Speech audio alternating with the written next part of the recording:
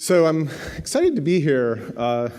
As she mentioned, I've been working on augmented reality and the web for quite some time, and one of the main motivations for exploring how we might use the web as a platform for these new kinds of experiences was conversations we had with folks in the enterprise. So people like Boeing, who had existing web systems and wanted to add some augmented reality to them without having to create apps and connect things together and port and all that sort of stuff. So I'm really a big believer in the web as a platform for virtual reality, augmented reality, and other kinds of new media experiences. And so I want to talk a little bit about that today.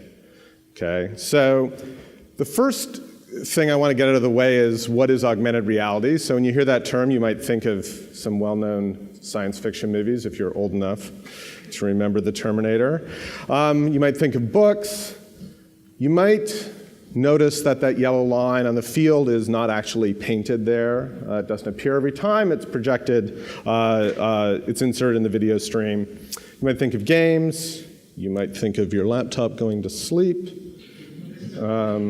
Excellent. Hopefully that won't happen again. But more recently, you might have heard Google use the term augmented reality to describe Google Glass, or you might have played games like Pokemon Go, which are often referred to as AR. Okay, so for me and for this talk and for what I do, some of these things are augmented reality, some aren't. When I use the term, I'm thinking about things where we're actually trying to put 3D media out in the world. So think maintenance and repair, think inspection, think virtually inserting a new building into a building site so you can visualize what it looks like. So things where you're really seeing new stuff in the world, registered with the world, be able to be displayed in real time. So not just photographs, but put on a head-mounted display, look around, hold up a phone, look around. Okay, so these other things are interesting. I don't think Google Glass is a bad thing. It's actually a really good device for certain kinds of applications, but by this definition, it's not what I'm talking about here. And the 3D part is actually really important if we want to think about that. So this approach, these ideas have been around forever. This was actually taken the year after I was born in 1966, and I know how old I am. This is a project Ivan Sutherland did at Harvard, where they actually created 3D graphics floating in the world. And it's been used for a lot of things. So industrial, medical, enterprise applications have been a big driver of these technologies, whether it's inserting showing how a modification to a factory might work, overlaying maintenance or inspection instructions on engines, medical applications, military, and so on. My own work, so I've worked in these kind of applications. Some of those were pictures of our work. I've done a lot of work, and there's a lot of excitement in the world in the sort of more consumer-oriented spaces, games, being able to insert or tie virtual worlds to the world, using augmented reality to inspect sort of the Internet of Things devices in your home, and so on. So, and things like education as well. Where I'm actually most excited about augmented reality is, especially in the context of the web, is in multi-user collaborative experiences. So whether, in the upper left, make sure I get it right from your point of view, in the upper left we have an avatar in a room with a person, right? And you can imagine where in this example, this was done for just play. You can imagine if you want to start thinking about remote meetings and using these new technologies to bring people together, these abilities might be interesting. Multiplayer games like this two-person AR version of Rock'em Sock'em Robots that we created years ago. But beyond that, things like meetings and education. So the lower left is a picture of a classroom that we created where we used AR to expose the hidden digital work that kids in an intro computer science class were doing. So if you think about an environment where people are working with physical things, art studios, design studios, where you can look around the room and see people's work in progress, right? You can see sketches on the walls, you can see pinups around the space. Compare that to typical digital work where everybody's got desktops, laptops, and nobody can sort of see what each other are doing. if we could take that work off everybody's machines and put it around the room, maybe we could transform how education, how work, how collaboration works. And obviously the sort of more mundane applications like remote collaboration and so on that Microsoft has demonstrated with HoloLens. So the technology is exciting right now. There's been a lot of buzz about it. Companies like Magic Leap getting huge amounts of money to do what we don't know. And so there's a lot going on, and part of that is driven by these advances in technology. So head-mounted displays have been this sort of vision of how we might deliver these 3D in-the-world experiences since 1966, when I even started working on that, and since I was a grad student in the 90s. The problem with them, of course, is that they've been bulky and heavy and didn't work well in practical situations. But for many things that you would imagine, for many of the images I just showed, you need to be able to move around the world, right? Doing something on a laptop is not going to actually let you get the advantages of the technology. And you need your hands free, so using tablets and phones isn't going to work. If you haven't seen the device on top is Microsoft's HoloLens. Other companies like Meta and Magic Leap have been working on similar things. If you haven't seen HoloLens, let's see if we can have a video. So this is one of Microsoft's promo videos. The thing that's striking about this, if you haven't tried on HoloLens, some of this is what it looks like, some of it isn't. The field of view is kind of narrow, the graphics are a bit ghostly, but the key thing about it is that the graphics and their relationship to the world, the fact that they appear to be rock solid and sitting on the wall, on the table, in the room around you, it actually works like that. So that the technologies embedded in this display build a real-time 3D map of the room that you're in, use it for tracking the device and for things like knowing that there's a surface there that I could put something on. And so it has this model of the space that it can use. And it's really amazing and astounding for people like me who've been working in this field and not having this for many years, okay? So now, oops, I keep hitting the wrong device. So that is a promising development, and at some point will be useful. Now, I actually see things like HoloLens coming to enterprise now, or in the very near future when they release cheaper devices that aren't just dev kits. For consumers and a lot of applications, that's not going to happen until the devices look more like a pair of sunglasses. But these things will happen eventually. For the time being, I think augmented reality may mean something like this. So this is a game we built many years ago, but a phone, a tablet, track, be able to tell where some image in the world, in this case the game board on the table is, and draw graphics on top of it on the phone display. So this is what is shown on that display that guy was walking around. And here again, the graphics are locked on, but we're now limited to this small space. But for certain kinds of things that could work well, like killing zombies. In the relatively near future, though, we'll actually have sort of the best of both worlds. So Google has a technology called Tango that they've finally released a few phones. This is the Asus Fab 2 Pro, which has the technology. The technology inside Tango phones, if you haven't seen it, is very similar to what's in HoloLens. So on a phone now, we can do similar things. I can look around this space, and the phone is, again, creating a model of the environment and using it to tell where it is and what is there. So this cat is walking around on the floor, but it's not just sort of pretending to know where the floor is. It actually knows where stuff is. So it knows where the podium is. You can walk up, and the cat can do its thing. So that was actually a video from Google I/O last summer. And I will mention, finally, there's going to be other ways of doing these sorts of technologies. Maybe eventually we'll have real holograms. We could use projection like we use in our project. And this may seem sort of a weird technology in terms of why you might do it. But from business and enterprise viewpoints, we already spend lots of money on infrastructure, on rooms, on conference rooms, on team rooms, and so on. The cost of adding a bunch of projectors to a space like this, putting some Kinects and computers, is actually relatively small compared to the cost, say, of the people and the work going on in it. So if we could use that and start getting the advantages of AR for certain kinds of applications without having to use things like HoloLenses, I think there's some interesting potential there. Okay?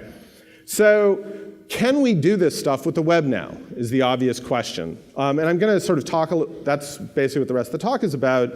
There's this question of why the web. Well, from a very high level, if you've already got systems on the web and you want to occasionally do a little VR, occasionally do a little AR, obviously adding some scripts to your servers and so on is a much more tractable proposition than building and shipping apps and dealing with that sort of thing. I actually believe, and I'll get into it in a bit, that we have the potential for the web to be actually a better platform for augmented reality and virtual reality than native applications because of the nature of the web and how these different browsers would work.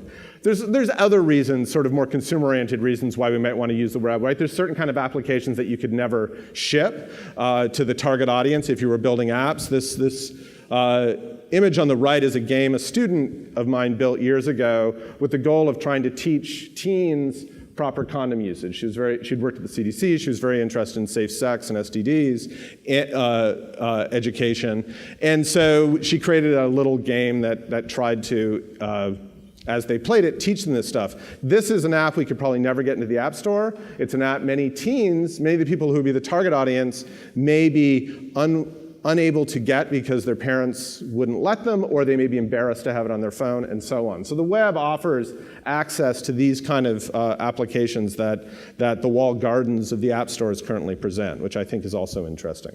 So we can do some AR on the web now. So this is a video created by a fellow named Jerome Etienne, who took the ability to access video on a mobile phone, on Android phones, used a relatively old tracking system that tracks these black and white markers, and could run, put little graphics on that marker at 30 to 60 frames per second on a modern or a couple-year-old phone. Okay, so this is interesting, and so we can do something, so that's kind of cool, but is that enough, right? For the kinds of applications, when we start thinking about real applications, especially ones that leverage the kind of technologies I just showed you, is this approach of sucking the video, the sensor data, everything into the web browser and doing everything there the way forward? So there's a bunch of reasons why we can't do it right now. We can't get at things like the Tango sensors or the Hololens sensors. The video doesn't have accurate timestamps. We don't know enough about the camera to do interesting sensing. That stuff could be fixed. But before answering that question, I want to just remind people or inform people, if you haven't thought about this before, what does it actually mean to do AR and VR on any platform, right? So these are images from a paper that's now 20 years old, I just realized. Came out in '97 by a guy named Ron Azuma. As you can tell, he was a grad student because these pictures are not awesome. But I love them because I love them. My pictures looked like that back then too. But this represents sort of the two main ways of doing augmented reality, right?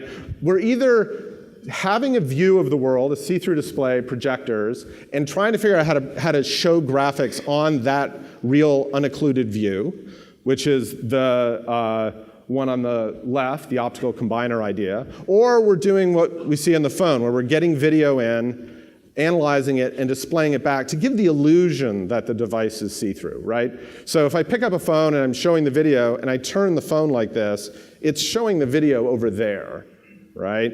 So it's not really a see-through device, but it gives this illusion that it is see-through. But the approach is a bit different. So I'm going to focus on that one because that kind of corresponds more to what most of the devices we might use now use. So essentially, you've got a computer, you've got some way of capturing the world, video cameras, whatever.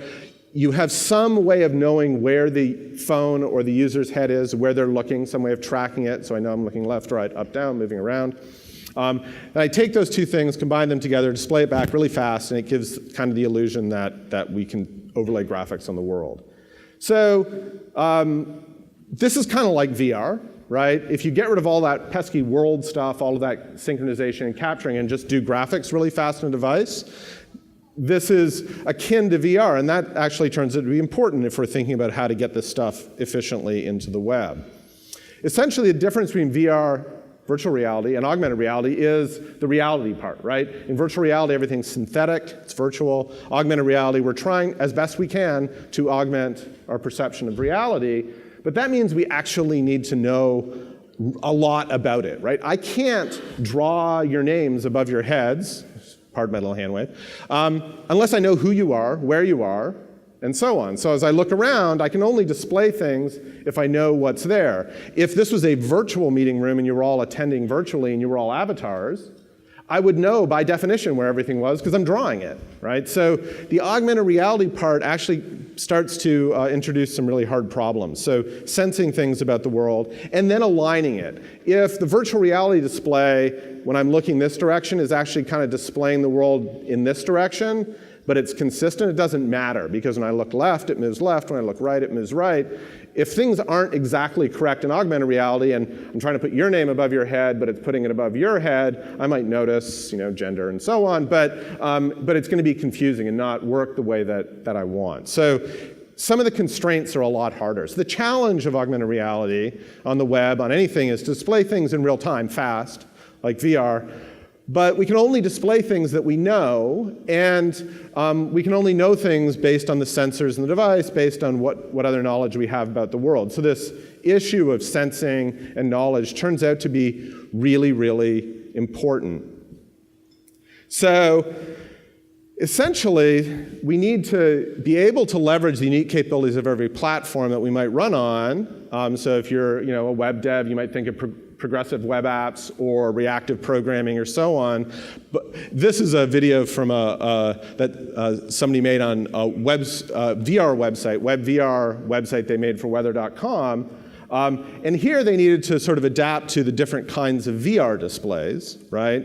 And ways people might interact with the site. Now imagine the sort of larger variability we're going to have with different kinds of see-through displays and different kinds of tracking and sensing and all that. So things become harder in the AR world. And essentially that simple approach of drawing graphics on these little markers starts to look problematic. It's problematic because I can't imagine writing a web app that can take into account all future technologies, right? So things will become obsolete pretty fast. And while this is actually a really cool game that a guy named Julian Oliver did, he stuck those black and white markers to 6 sides of a cube and made a little game based on that. And so you can do interesting things, but it's very, very limited.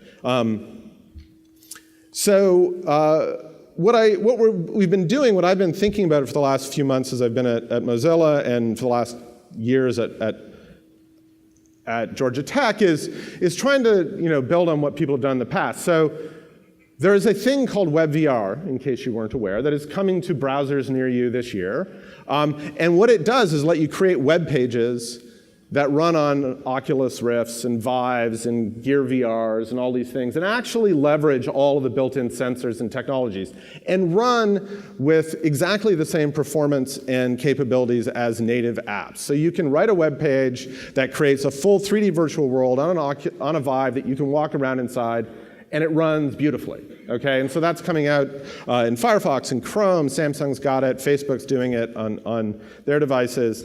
Google and so on. And to make that work, the browser had to change. So people started experimenting with this when the Rift came out back in 2013, and the graphics part was easy. The problem was accessing the underlying sensors, right, which starts to sound like what I was just talking about, being able to integrate with the graphics pipelines and so on. So if this is our browser, a bunch of web views and some UI, essentially what the WebVR folks did, which was led by people at Mozilla, joined later by people at Google. Microsoft just released WebVR for their new MR devices in the latest Creators Update to Windows 10. Is they built an extension that talked directly to the underlying platform and made it possible to do this with almost no changes to the way that you do web programming. If you're already using Request Animation Frame and doing 3D WebGL, it's pretty much exactly the same. But now you get high performance stuff on those displays. So this was cool. So we've been thinking about things like this at Georgia Tech in the context of this Argon project that I run, which is, so Argon This project started years ago. We're now on version 4 of the web browser, in conjunction with Alcatel, Lucent, and Verizon, to say, can we actually get away from having to build apps and start having, the ability to do AR with stuff that lives on all our servers. So we have this app. Eventually, that coming soon will disappear. We'll have it on Android in the next few weeks, I hope, actually. And a corresponding web framework called Argon JS. And with them, you can create web apps that if they're running on Argon, will leverage its capabilities and do some more powerful augmented reality using image tracking and so on, but could also potentially run on other things. And so I'm going to talk about this briefly. Make sure I'm having enough time. I'm going to talk about this in a way, as a way to inform what some of the issues that we're dealing with in terms of bringing AR to the web. Okay, so this is all, I should point out based on that, this is all open sourced. The browser itself, when we release the Android one in a few weeks, will be open sourced as well. So I encourage people to go and try it. So just to eat our own dog food, this is actually, running in Argon. So I'm running Argon on my phone. And the presentation uses this as the browser, but it runs on my desktop as well. And it just combines some existing stuff. So I used Reveal.js, which is a presentation framework, used this system called A-Frame that Mozilla created for making it easy to do graphics in WebVR, and tied them together. So here, and the speed is because of the communication between the laptop and this. So I can do AR, right? So I'm in the middle of a presentation, but I've got some so exciting graphics. I look at them and they flash colors. So I can put 3D graphics. This is WebGL around me in the world, and it really is in the world. So this is all using geolocation and so on. I've attached these things to the place that I first run the app. I can, and I always forget this. I'll be right back.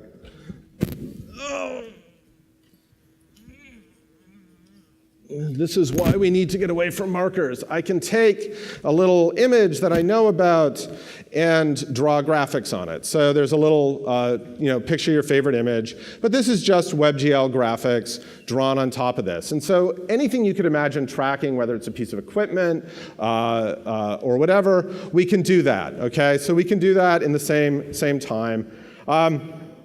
And like I said, I can do full planetary scale stuff. So I have, in case you want to go to Hawaii, it's approximately 7,500 kilometers away. As is the Imperial Palace is almost 10,000. Georgia Tech is somewhere. Really, where is my Georgia Tech label? This is important. So Georgia Tech is about 1,100 kilometers away in that direction. I hope. If you've used the orientation sensors on these phones, you know that when they get hot and when there's lots of metal around, they can go crazy. So we can do this. And the interesting part about this is this stuff's actually there. I've written a little script that scales it up. So these things are hundreds of kilometers high, literally on the other side of the world, which is awesome. So that's fine. So we can do a lot of this stuff. But what if I want to do something like look around this room, but I'm not here? And typically we think of these AR experiences as a first-person kind of thing, right? If I wanted to go and, say, see Georgia Tech or see Atlanta, maybe I can replace my representation of reality. So here, this is a panoramic image in Centennial Olympic Park in downtown Atlanta. We're a little closer to Hawaii, yes. We're also a lot closer to Georgia Tech now, so we're about 1 kilometer away, okay? So the cool thing that's happening here, what actually happened is I installed a different representation of reality in the browser, and all the content just reacted. It said, hey, we've moved really fast, a really far distance, but it just updated. So these distances you see in these labels are actually being recomputed every frame based on the real distances in the world. And so that may seem goofy, but when you think about what we would need to do to build apps that run, I can put this down now, that run on different platforms, right? That maybe on this one phone, put the video in the background. On this other phone, use Tango's custom sensors. On the head mount, don't want to display anything because it's see-through, right? On a projector, may want to somehow adapt to the model of the room so I can project that in. It's essential that I decouple this both representation of reality and how the app deals with it from reality, from the application, or we can never build things that adapt. In fact, I can take that panorama thing, run it on the desktop, and it will work there as well, using the sensors there, which means the location sensor and then a mouse for orientation.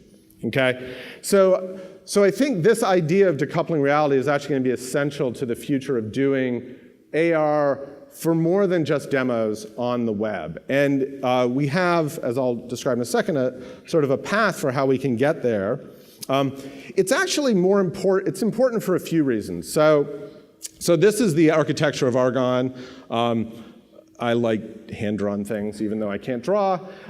So it's the web view from before. Now I've got a separate set of views in orangey red that are running these realities. It might be video. We've written realities for Google Street View, so you can go somewhere in Street View, walk down the Street View street, and all the content is displayed around you. So if you wanted to go, see a tour of a city before you get there, blah, blah, blah, and so on. But that, I think, is going to be, it's an essential part of this, and it's going to be an essential part of what we do in the future. So this decoupling is critical for platform independence, in the same way that the things like media queries in the web and other kinds of reactive toolkits have been essential for building practical websites that run on desktop and mobile, right?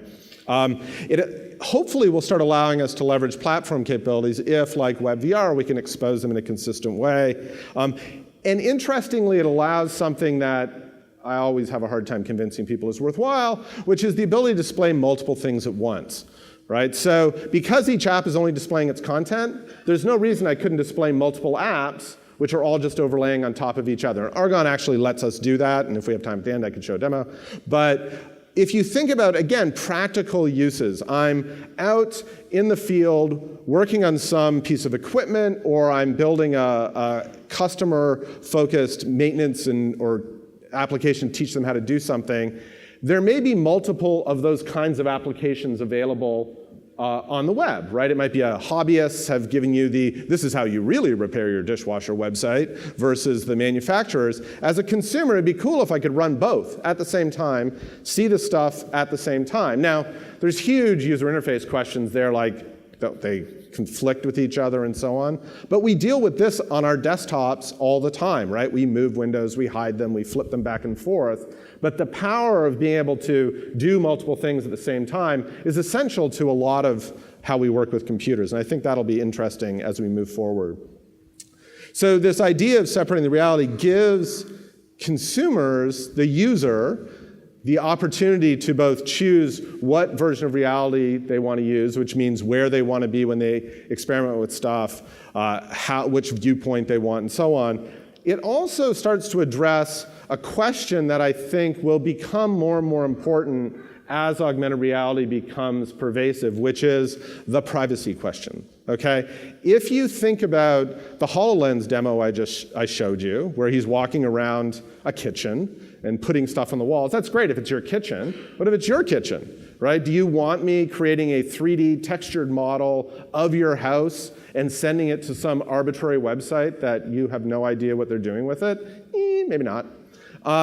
Do you want, for example, when you're playing with the new HoloLens you just brought home and your 13-year-old daughter is doing her homework in her pajamas, do you want that video, that imagery going to an arbitrary web app? Well, right now on the web, we deal with this by every time you access geolocation. Every time you access video camera, you get a little pop-up and you have to answer and so on. But that creates an all or nothing experience. In order for me to put that little cat and that little cloud in that room, what the device needs to know is where it is, right? It needs to have a 3D position relative to that cat. It does not need to see that video. If we're doing AR by sucking video into the web view, we either get to do AR or we don't.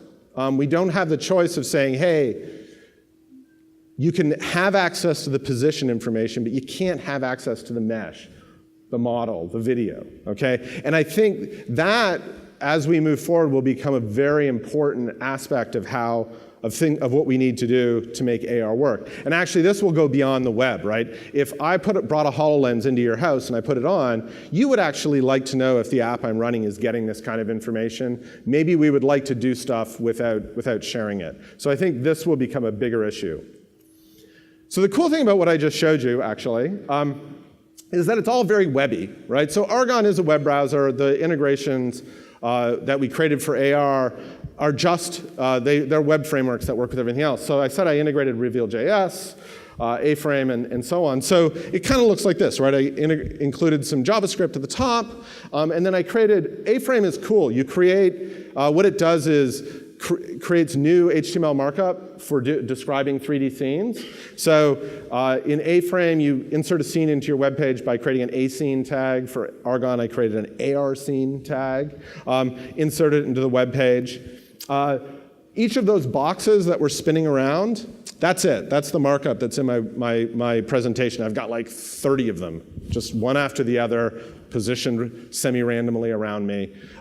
It's that. It's a box at a certain position with a certain color, has a little spinning animation on it. I've got a little bit of JavaScript running that when one of them is selected, it randomly changes the color every frame, which is where that was coming from. That's about 20 lines. But it's really just additional markup.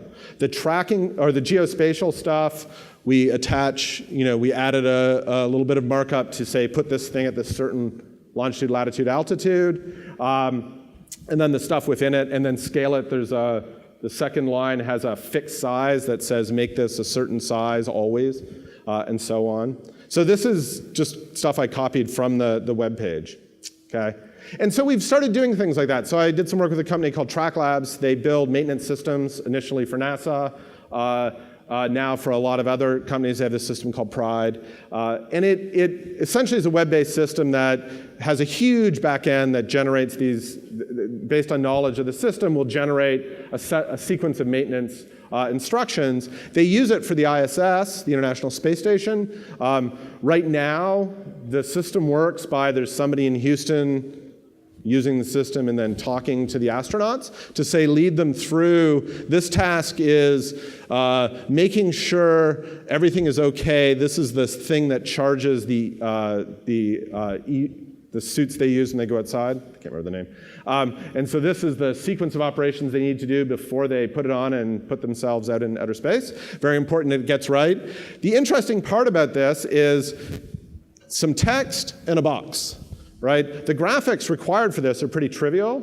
We need to do augmented reality to get it over there. So that what they want to do is get to the point where we can do this on a HoloLens up in the space station, or when we think about going farther, going out to the moon, going to Mars, where we can't have this tight loop communication, right? And then for their other customers, empowering people in the field. So we actually built a demo, added to their system. Their system just generates some A-frame, and then I have a little system that displays it. And we're actually about to start a project to make this real, all by extending their existing web system to do AR and VR, actually. Okay. Keep doing the wrong one. So the other thing I like about the web, and why I think it's really powerful to think about doing AR on the web is, as we all know here, and as all the sessions or a lot of the sessions throughout the rest of the 2 days talk about, the powerful toolkits that are coming out one after the other. And the ability to leverage those will be pretty exciting. So this is a screenshot I actually made about 2 hours ago. I took one of those demos. If you haven't heard about a system called Glitch.com that just came out recently, it's a web-based editing application system, but it actually lets you create on the fly a little editor that has both server-side node content, client-side scripts, an asset database that's completely drag and drop and just runs automatically. So it's a really cool system. So I basically copied one of my demos up there and edited it a bit and ran it, and it took about 5 minutes this morning, and took a screenshot. It's about 84 lines long.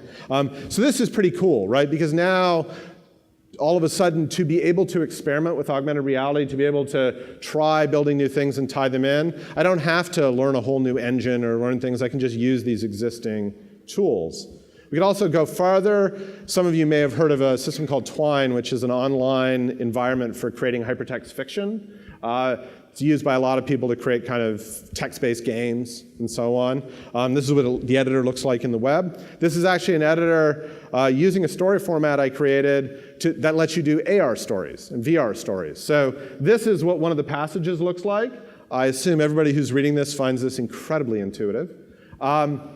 It's ugly, but it is essentially works exactly the same as the existing HTML-based authoring environment, except you now have a few commands that allow you to insert A-frame markup here, in addition to doing text-based markup. So for people who are familiar with Twine, all of a sudden now they can use it to create stories using the web, which I think is kind of weird. I did it as an experiment last summer, but it, to me, really points to this ability of doing AR on the web is not really about building a whole new infrastructure. It's about adding capabilities to the tools we already have, right, and making it so they can be integrated.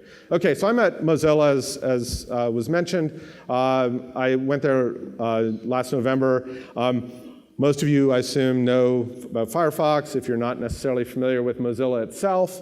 Mozilla is a company, a nonprofit devoted to creating and maintaining an open, healthy internet, which is why they drove the development of WebVR, and why we're now working on trying to drive the development of WebAR.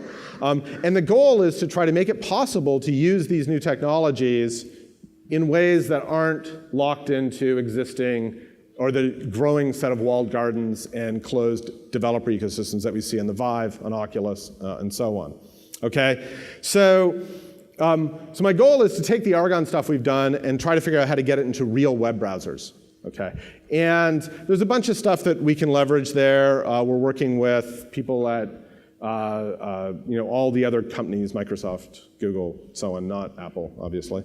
They don't work with anybody. Which is why you can't do, for example, WebRTC. You can't do the live AR stuff that I showed you on Apple devices because they don't support WebRTC, which you need to do to access video cameras. So what might this look like if we wanted to look forward? Okay, so I'll bring back my beautiful drawing from before. So this was WebVR. So WebVR, essentially what goes on in WebVR is, in addition to how you would normally draw 3D graphics using request animation frame, WebGL to draw into a canvas, you tell WebVR, this one canvas, I want you to use it as the VR layer for the underlying VR system. Every time you draw, you call submit frame, and that canvas gets used by the underlying VR system as the thing it renders. And if you're not familiar with, if you haven't tried the Vives or the Oculus, you should. Unlike previous attempts at VR and so on, they don't actually make you sick in the same way. Because they do a lot of, if you're super susceptible it might, but they do a lot of stuff to reduce latency, like relying on knowing the precise timings of things so that you draw a frame that's kind of when you're looking here, but by the time it's presenting, you're looking here. So they'll slide things around so that you really get the feeling that things are rock solid as opposed to kind of swimming around. Okay, so that's what linking into that does. So how about we extend it? We create the ability to run realities, for example, if we want to do that inside the browser, and submit those as layers as well. So now, potentially, the WebVR, WebAR implementation could composite multiple layers together for us. And maybe we could actually let each web view submit their own at the same time to give us this multiple view idea, but then tie this into native sensors so that now we can start doing some more interesting stuff. And the interesting thing here is, if this is HoloLens or Tango, and it's pulling in video, depth maps, all this stuff, I could render that into the reality, so I could get depth and so on, without sending it into the app. I could also send it into the app if the user is okay with that. But I have this option now to build applications that aren't all or nothing, which I think is really interesting. We could also extend it further, leveraging things like web workers and WebAssembly or Asm.js to do high-performance computer vision that's tightly synchronized with these things. So these are the things we're thinking about. The nice thing about this is we don't actually have to create WebAR, maybe. maybe what we're going to do is simply extend WebVR to do this. So that's our plan for this year. So you may actually start seeing things like this begin to appear, which I think will be pretty cool. My obligatory Tony Stark picture, because I have delusions of grandeur. So I always have to say that. So what I've talked about, and I will stop, so we have time for a couple of questions maybe. What I've tried to convey today is a few things. What I want you to leave with a few things. What AR is, like what does it really mean to do 3D, and what do we need to get there, right? If we wanted to go beyond these little demos that you might see and start trying to do the things that you're seeing in HoloLens demos and Tango demos and so on the web, is that possible? Yes, it will be. We can start experimenting with AR now with Argon, if you want. On the right platform, you could use that little marker tracking stuff. And using things like A-frame, I didn't talk a lot about it, but if you want to explore VR and AR and you're not sort of a 3D graphics programmer, but you are a web dev, A-frame is awesome. And there's other people trying to do similar kinds of things. There may be a talk on React VR, I can't remember. Facebook Oculus is pushing React VR. There's some other attempts at doing this, but there is a bunch of tools out there that let you do this 3D stuff in VR, and we can link them into systems like Argon so you can play with AR as well. So you can start doing that now. So I'll end there, put some URLs up for A-frame, for Argon. If you don't remember any of this, just Google my name. It's like, as far as I know, it's still like the first page of hits because I've been on the internet forever. And except for that brief moment when Tony Blair sent some guy named MacIntyre to the Middle East, I was like it on the web. So you can find me really easily, tweet at me or send me email, and I'll be happy to help people start fiddling around with this. So if people, and also this talk is on the web. And so if people have questions, comments, I'd be happy to try to answer them. And they have microphones. So